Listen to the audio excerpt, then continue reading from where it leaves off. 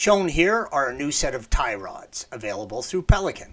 Typically, you want to replace the tie rods as a set rather than individually. You're going to need to safely lift and support the front of the vehicle as well as remove the wheels. If you need additional assistance with that, please follow the link provided at the end of this video. With the front wheels removed, remove the 15mm self-locking nut holding the tie rod end to the steering knuckle on the wheel housing.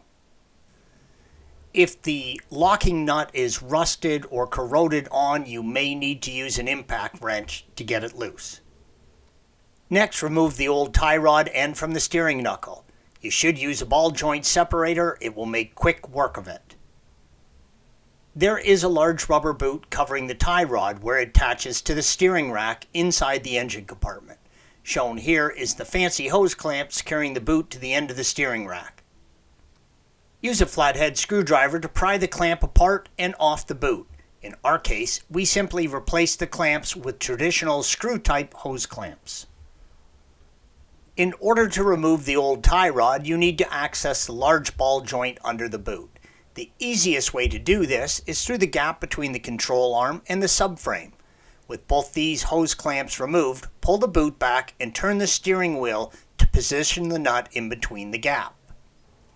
You will need a thin 34mm open-ended wrench to remove the tie rod end.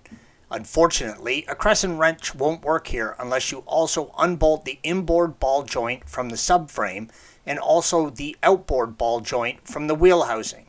This will allow you just enough room to slip a crescent wrench in or a standard width open-ended wrench. Shown here is the tie rod removed from the steering rack. It's a good idea to clean any dirt or grease from the area prior to installing the new tie rod. Line the new tie rod up next to the old tie rod to approximate the same length. You will need to get the lengths of each new tie rod as close as possible to the old one. This will allow you enough leeway to drive the car down to the alignment shop to get the toe-in set correctly. Once the new tie rod is adjusted to roughly the correct length, use some paint or liquid paper to make a mark on the threads as a reference point, as you will need to remove the tie rod end in order to install the tie rod boot. Begin to thread the large ball joint into the steering rack. The threaded end of the joint has a tendency to turn independently of the tie rod, so pull back the boot of the tie rod to get a good grip on the large nut. Turn the steering wheel so that you can access the large nut on the tie rod in between the subframe and the control arm. Now use a 34mm open-ended wrench to tighten the nut. You might find it useful to slip a piece of pipe onto the end of the wrench to give you a bit more leverage. Fit the new tie rod end into the steering knuckle. Be sure to use the new self-locking nut supplied with the new tie rod.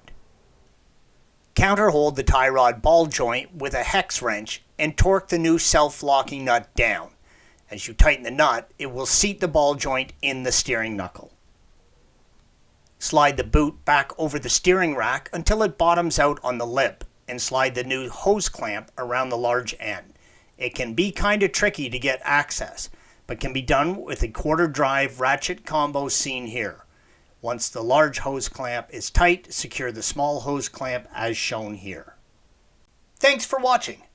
Be sure to subscribe to our channel and check out another video in this series.